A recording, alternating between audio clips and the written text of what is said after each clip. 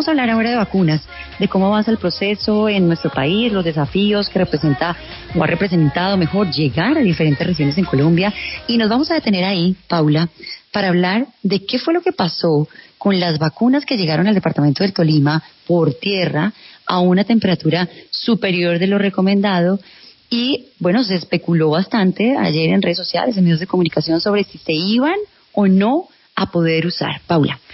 Pues Rochi, ayer el INVIMA le dio como el visto bueno a estas vacunas y evidenció pues que no habían tenido ningún problema y que pueden aplicarse en este departamento. Sin embargo, Rochi, quiero que saludemos a José Manuel Lozano. Él es químico farmacéutico de la Universidad Nacional y nos explique cuáles son esas consecuencias de aplicar una vacuna que haya estado en una temperatura mayor o menor a la recomendada, en este caso la vacuna china de Sinovac. Doctor José Manuel, muchas gracias por estar con nosotros en la W.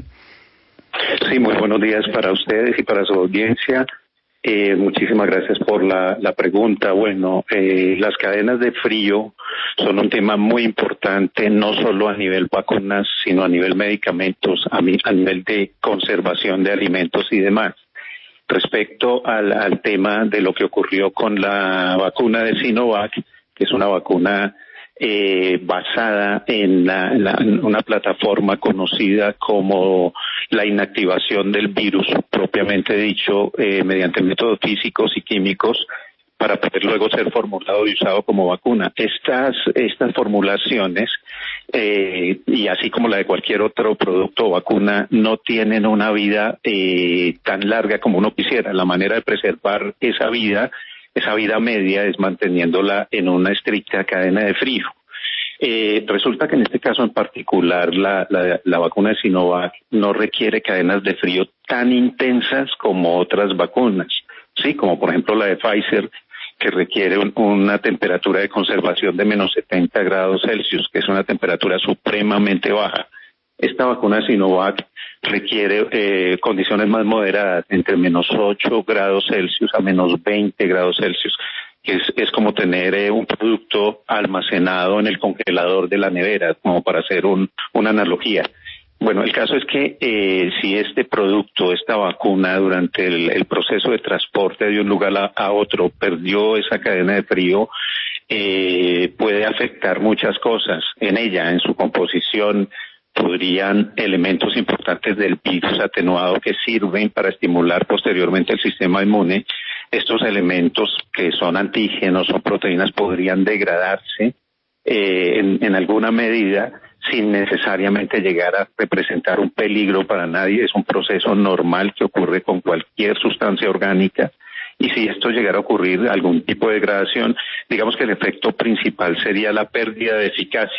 Es decir, que lo esperada eficacia superior al 90% caería un poco. Eso, la única manera de saber cuánto es experimentalmente. Sí, doctor José Manuel, ¿en algún momento se podría volver tóxica al ser puesta en el ser humano? No necesariamente.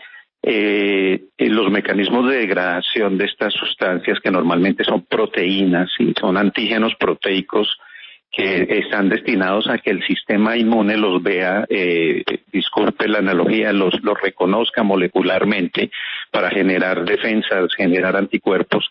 Estos fragmentos, lo único que les podría ocurrir allí es que se dañaran, que se afectaran a sí mismos, que dañaran su estructura química, pero no que llegaran de ninguna manera a tornarse tóxicos o dañinos para una persona que la recibiera. Entonces, disculpe. Entonces, con este producto eventualmente se puede vacunar, pero el riesgo es la pérdida de eficacia, más no un riesgo tangible de daño a un ser humano.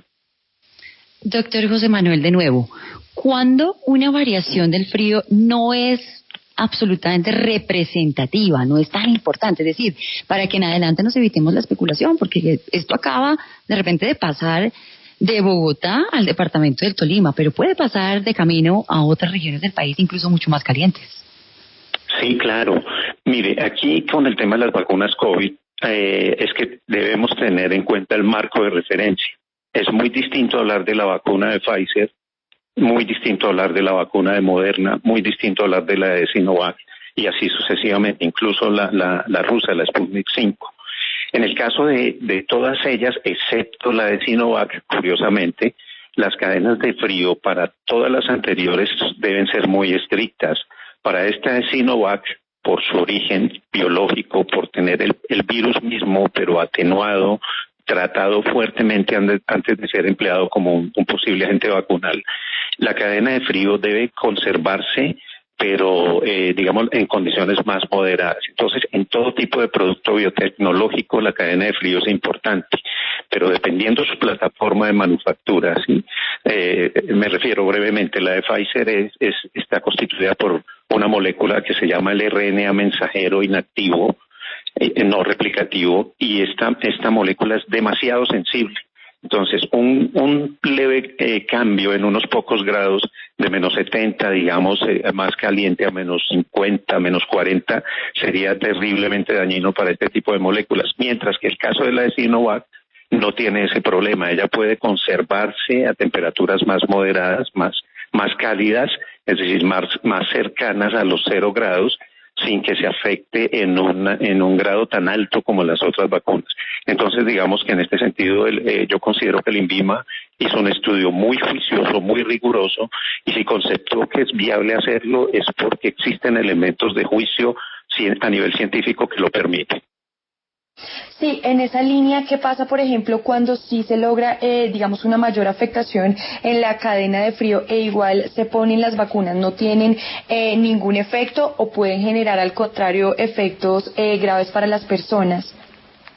Lo que puede suceder, como lo mencionaba anteriormente, es que su composición, la formulación como tal, que es una formulación de una vacuna, tiene principalmente dos componentes: el antígeno, que va a ser el responsable de estimular la respuesta inmune, y un vehículo que lo va a entregar al organismo de la persona quien la recibe. Es decir, es una formulación de dos componentes, y si eventualmente esta cadena de frío llega a ser tener un efecto muy grande sobre la formulación, pues lo que va a ocurrir, como lo mencionaba, es que se degrade el componente del antígeno, pero no necesariamente se va a volver tóxico. Es decir, que una persona podría vacunarse y la consecuencia, digamos, más grave es que no llegue a protegerse, que la vacuna pierda eficacia. Ese sería el eventual efecto que podría ocurrir allí, pero correcto, no ocurriría otra cosa más dañina para la persona. Correcto. Doctor José Manuel, pero ¿cuál fue el error? ¿El problema estuvo en el embalaje o por qué se presentan este tipo de variaciones, teniendo en cuenta que se supone que esta cadena de frío tiene un monitor de congelación, un monitor que dice a cómo está la temperatura? Sí, es probable. Es muy difícil saber, tener un control o una trazabilidad sobre las personas, sobre las entidades que estuvieron a cargo de la recepción y manejo de este producto. Es decir, es muy difícil tener ese control, aunque debería existir en este caso y con mucho rigor, por tratarse de un producto que en este momento es de primera necesidad.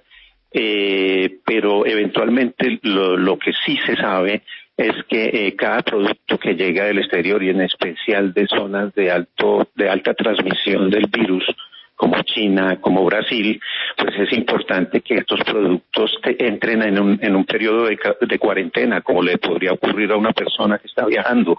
Esa cuarentena aplica de una manera semejante. Entonces, en ese periodo de cuarentena fue donde ocurrió muy probablemente esa alteración en la temperatura, pero si los estándares con los cuales estaba guiando el almacenamiento y transporte de ese producto no se alteraron dramáticamente, es decir, si no se llegó a temperaturas como las del medio ambiente, unos 20, y en el peor de los casos temperaturas superiores, el producto pudo haberse afectado notablemente a nivel de su composición química y de la formulación como tal. Bueno, pues doctor José Manuel Lozano, químico farmacéuta de la Universidad Nacional, muchas gracias por estar con nosotros en W Fin de Semana. Con mucho gusto, muy amable.